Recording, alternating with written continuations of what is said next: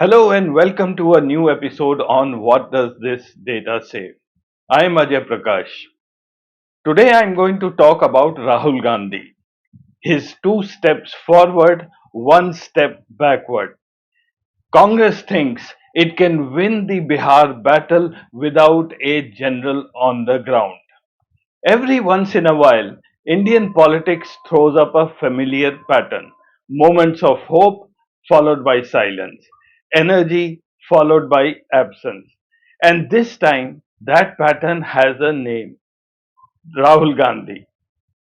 After taking on the election commission, calling out alleged collusion with the BJP, and leading a fiery Vote Chori Yatra across Bihar, he has vanished once again. He has gone off to South America. Just when Bihar enters its most critical election season in a decade, the Congress leader, who should be rallying his cadre, who should be coordinating alliances, is nowhere to be seen. The NDA has already declared its seat sharing formula, but the Mahagathbandhan still undecided, still disjointed. And that can only mean one of the two things: either you are sure to win or you are sure to lose. Rahul Gandhi's Vote Chori Yatra was no small feat. He dared to name the election commission, something opposition leaders usually avoid for the fear of legal consequences or media backlash. He accused the institution of turning a blind eye to irregularities and took that charge directly to the people. Crowds came out in places where Congress once didn't even register on the map: in Simanchal, Bhojpur, and parts of Mithilanchal. For once, Rahul looked confident, aggressive, and almost presidential. And more importantly, he was dictating the conversation. Even BJP leaders had to respond to his vote chori line. Social media, for a change, was not mocking him but debating him. This was Rahul at his political best: articulate, angry, anchored in the people's sentiment. But as history shows us, every time Rahul Gandhi takes two steps forward, he soon takes one step back.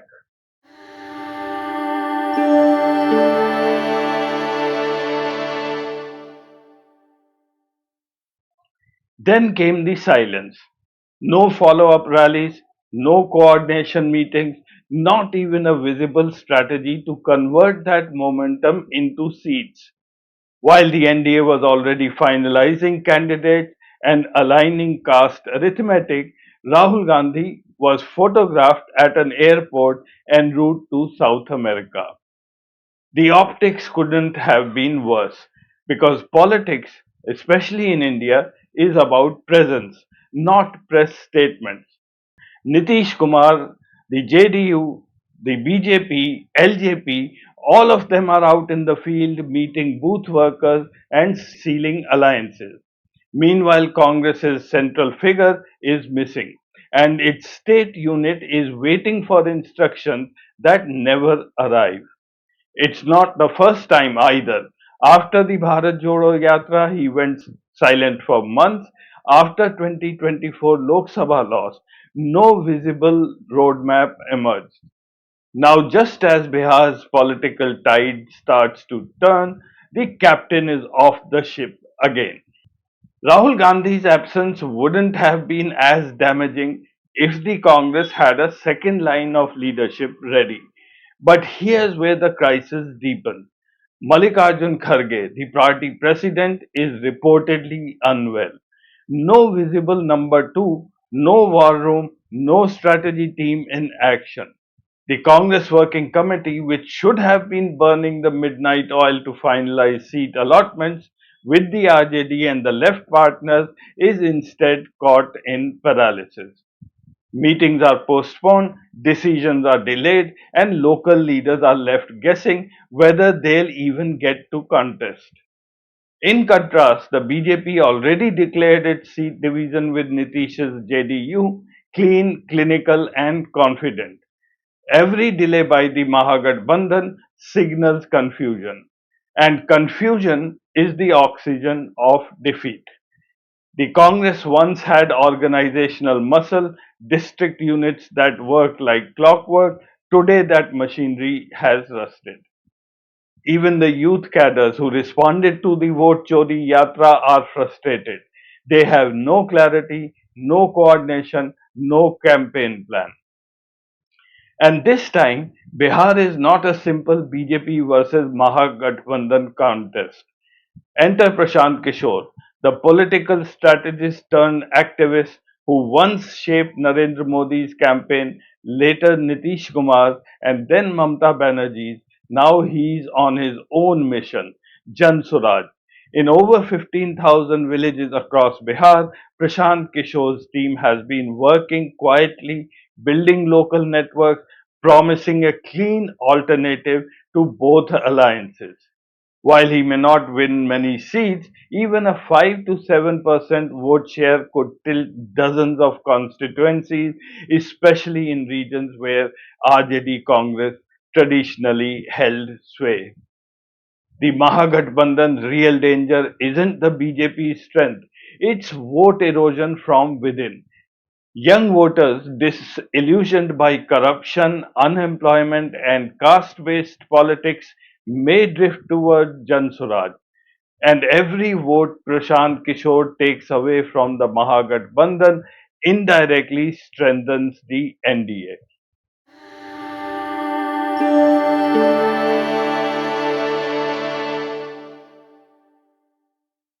Rahul Gandhi's greatest challenge is not external, it's internal.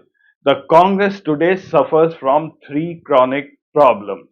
First, the narrative fatigue.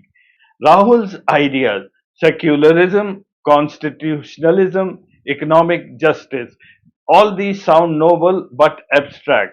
The BJP speaks in emotions, Congress speaks in essays. The result, the message doesn't cut through the booth level. His statement that once in power he will break the 50% reservation barrier leaves a feeling of discomfort.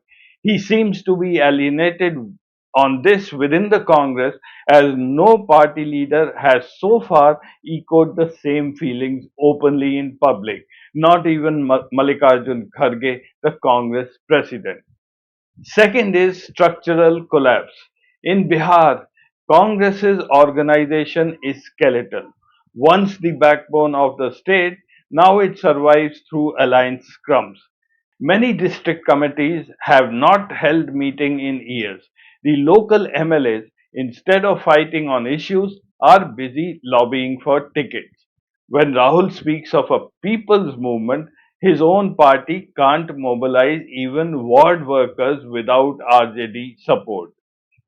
And thirdly, absentee leadership. Rahul's travel patterns, whether abroad or during crisis, reinforce the perception that he is inconsistent. Politics rewards persistence. Rahul operates in phases. Even within the Congress, morale is split.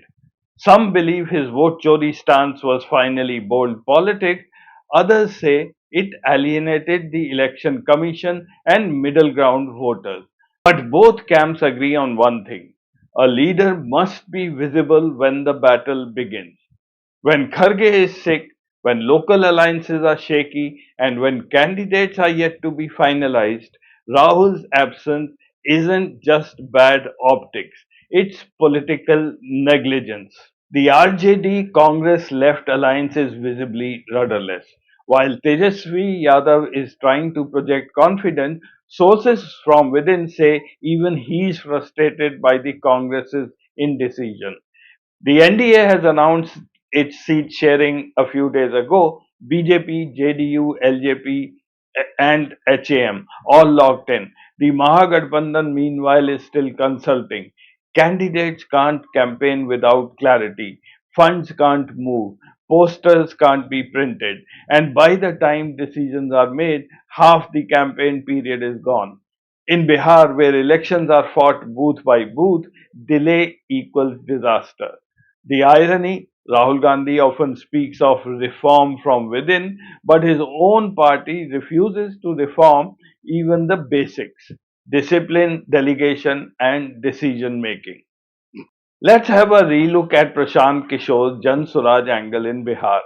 This is not a traditional party, it's a slow burn movement. He is not promising instant power but long term change. He is targeting precisely the demographic Congress once owned, the young, educated, jobless Bihari who feels betrayed by both the BJP and the RJD. Kishore's strategy is local, panchayat volunteers, self-help groups, ground surveys. And his messaging is subtle. Na Modi, na Lalu, Bihar ke liye Bihar ka model.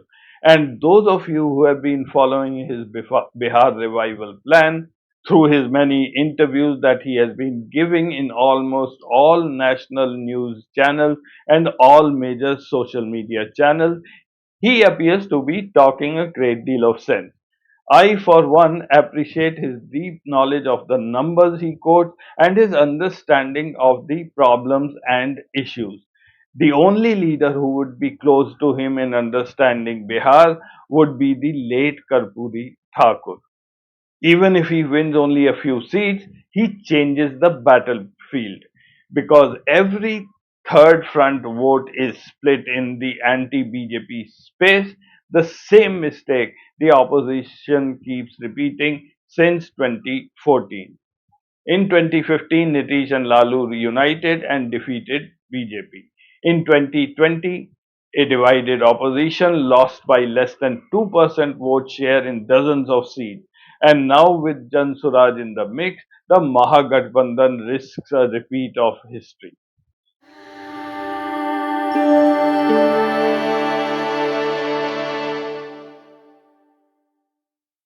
Rahul Gandhi's pattern in Bihar reflects a national malaise within the Congress. After 10 years of Modi rule, the opposition still lacks a national anchor. Regional leaders like Mamata Banerjee, KCR, and Arvind Kejriwal operate in silos. Congress should have been the glue, but it's too busy introspecting. The Bharat Jodo Yatra showed India a different Rahul, emotional, sincere, connected. But movements without follow through become memories. In politics, momentum unutilized becomes momentum lost. And Bihar could be the latest example of that recurring tragedy. By the time Rahul returns from his trip, half the Bihar campaign will be over. The NDA's narrative will be cemented, alliances locked, and voters polarized. Congress's indecision on seat sharing with RJD isn't just administrative, it's psychological. It tells voters we are not serious, it tells allies we are not ready, and it tells workers you are on your own. That's the most dangerous message a political leader can send. This podcast isn't about attacking Rahul Gandhi personally. It's about leadership accountability. In a democracy, opposition is not ornamental, it's essential. When the largest opposition leader chooses retreat over resistance, the entire democratic balance shifts.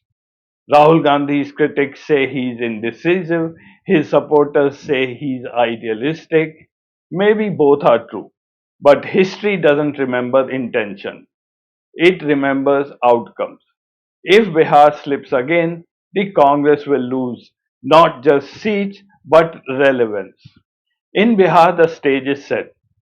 The NDA is organized, the Mahagathbandhan is uncertain, and the Congress is leaderless. Rahul Gandhi's two steps forward moment inspire millions, but until those steps are followed by a third toward leadership and consistency, they will always end in a retreat. As one veteran Congress worker told me, our problem isn't the enemy, our problem is the silence after the speech. In the world's largest democracy, silence is not golden, it's political suicide. Thank you for watching.